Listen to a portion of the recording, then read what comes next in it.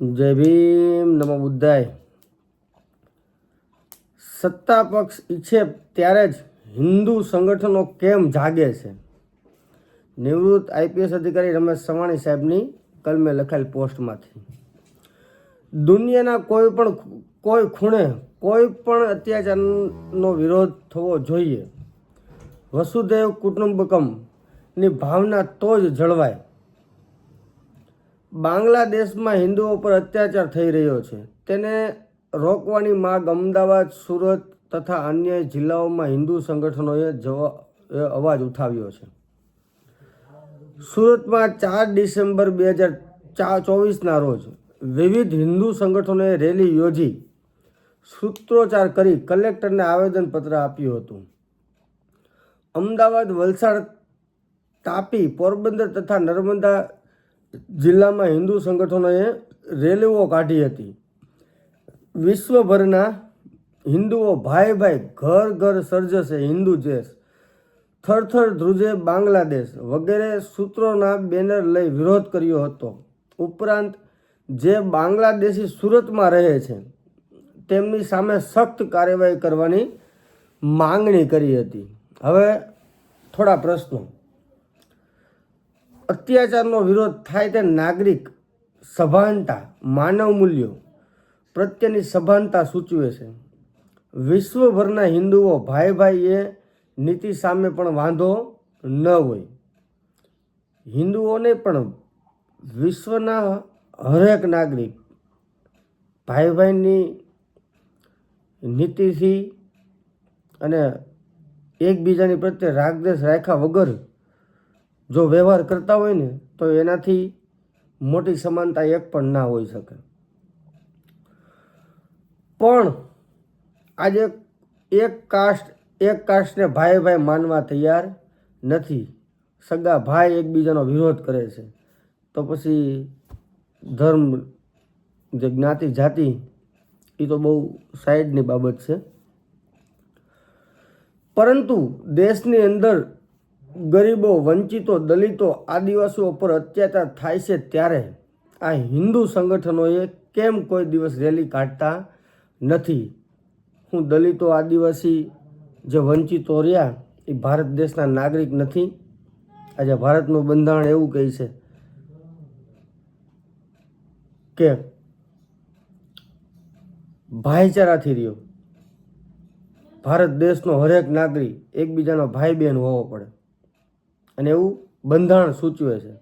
તો આજે દલિતો, આદિવાસીઓ, વંચિતો, ભારત દેશના જે હિન્દુ સંગઠનો કે XYZ મુસ્લિમ સંગઠનો, હું એના ભાઈ બહેન નથી? તો આ લોકોને એ લોકો કાંઈ માનતા જ નથી. મણિપુરમાં મહિલાઓની નગ્ન પરેડ થઈ છતાં હિન્દુ સંગઠનો કેમ ચૂપ રહ્યા હશે? મહિલા પહેલવાનોએ યૌન શોષણ સામે અવાજ ઉઠાવ્યો ત્યારે આ હિન્દુ સંગઠનોનો આત્મા કેમ સૂતો રહેલ? ઘર આંગણે થતા અત્યાચારો હિન્દુ સંગઠનોને દેખાતા નહીં હોય? જો બાંગ્લાદેશમાં હિન્દુઓ પર અત્યાચાર થઈ રહ્યો હોય તો ભારતના વડાપ્રધાનની કોઈ જવાબદારી બને કે નહીં? કે એ લોકોને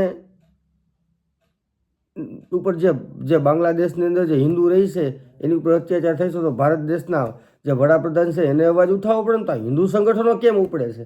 આ બહુ મહત્વનો મુદ્દો છે. જોકે રાજકીય મુદ્દો કહેવાય, પણ મુદ્દો બહુ મહત્વનો છે, સમજવા લાયક છે. ભારત સરકાર પગલાં લે તે માટે નાગરિકોએ રેલી કાઢવી પડે તે સરકારની નિષ્ક્રિયતા. આજે રેલી આ લોકો જે હિન્દુ સંગઠનનો જે વિરોધ કરે છે એ કોની સામે કરે છે? ભારત દેશની સરકાર સામે કરે છે. કે તમે લોકો અવાજ ઉઠાવો તો હું ભારત દેશના વડાપ્રધાનને હિન્દુ પ્રત્યે કોઈ જાતની લાગણી નહીં હોય? આ ખૂબ જ સમજવા જેવી બાબત છે. શું હિન્દુ સંગઠનો સત્તા પક્ષના એજન્ટ છે? સત્તા પક્ષ ઈચ્છે ત્યારે જ હિન્દુ સંગઠનો કેમ જાગે છે? શું બાંગ્લાદેશની ઘટનાનો ઉપયોગ કરી ઊહાપોહો કરી ધ્રુવીકરણ કરવાની આ રાજનીતિ નથી? શું સત્તા પક્ષને બાંગ્લાદેશના હિન્દુઓની ચિંતા છે ખરી?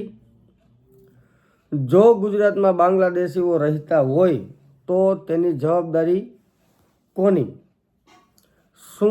શા માટે સરકાર નિષ્ક્રિય રહે છે? વળી આ ગેરકાયદેસર રહેતા બાંગ્લાદેશીઓને હિન્દુ ફેક્ટરી માલિકો શા માટે કામ પર રાખે છે? શું સસ્તા મજૂરની લાલચ જવાબદાર નથી? હિન્દુ સંગઠનો કલેક્ટરને આવેદનપત્ર આપે છે પણ તેમાં સત્તા પક્ષની નિષ્ક્રિયતાનો ઉલ્લેખ ટાળે છે. તે શું સૂચવે છે? હકીકતમાં તો આજે હિન્દુ સંગઠનો છે ને એને આપણા દેશની અંદર કાયદો વ્યવસ્થા ખોરવાય એ વસ્તુ કરવાનું જ નથી. જો ભારત દેશના માનનીય વડાપ્રધાનને જો હિન્દુ ઉપર અત્યાચાર થાય છે એની ચિંતા હોય તો એ ત્યાંના જો સત્તા પક્ષના જે છે એ લોકોને કહી કે ભાઈ આ બધું બંધ કરાવો અને આ લોકો માટે આ લોકો ઉપર આટલો મોટો અત્યાચાર શું કામે તમે કરાવો છો? તો બધું શાંતિથી પતે, પણ શાંતિથી પતવા દે આ દેશ નહીં. આ દેશ તો શાંતિથી પતવા દેવા જ માગે છે કે શાંતિથી જ તમે જિંદગી જીવો, પણ જે દેશને ચલાવનાર જે લોકો છે ને એ લોકો શાંતિથી કોઈ વસ્તુ હાલવા દે એમ છે નહીં. આજે રોડ ઉપર તમારા ને મારા બેન દીકરા દીકરીઓ જ ઉતરે છે, બાકી કોઈ તમને કહું કરોડોપતિ સત્તા પક્ષના જે દીકરા છે, જે મોટા મોટા પદા ઉપર અધિકારીઓ બેઠા છે, એ લોકોના કોઈ દીકરા રોડ રસ્તા ઉપર ઉતરતા નથી. બસ તમે અને હું આપણે મરવા અને આપણે કીડા મકોડા છીએ. આપણું જે જીવન છે, જિંદગી છે, એનું કોઈ મૂલ્ય નથી. મૂલ્ય આ લોકોનું જ છે. પણ આપણે જ મૂર્ખ છીએ, મહામૂર્ખ છીએ કે આપણે સમજતા નથી આ લોકોની ચાલને અને આપણે અંદરો અંદર બાજીએ છીએ. થોડીક વાસ્તવિકતા સ્વીકારો, થોડુંક તર્ક કરો અને પછી રોડ રસ્તા ઉપર આવો ને તો બહુ સારું લાગે. પણ આજે આપણે તો બસ કોકની ચાપલુસી કરવામાંથી ઊંચા આવતા નથી અને બે શબ્દ સત્તા પક્ષનો વ્યક્તિ કહે એટલે આપણે બસ એ જાણા જોયા વગર સીધા જ કૂદી પડીએ છીએ. હકીકતમાં ગેરવ્યાજબી છે અને બને તો માનનીય વડાપ્રધાન સાહેબને જ ડાયરેક્ટ રજૂઆત કરો.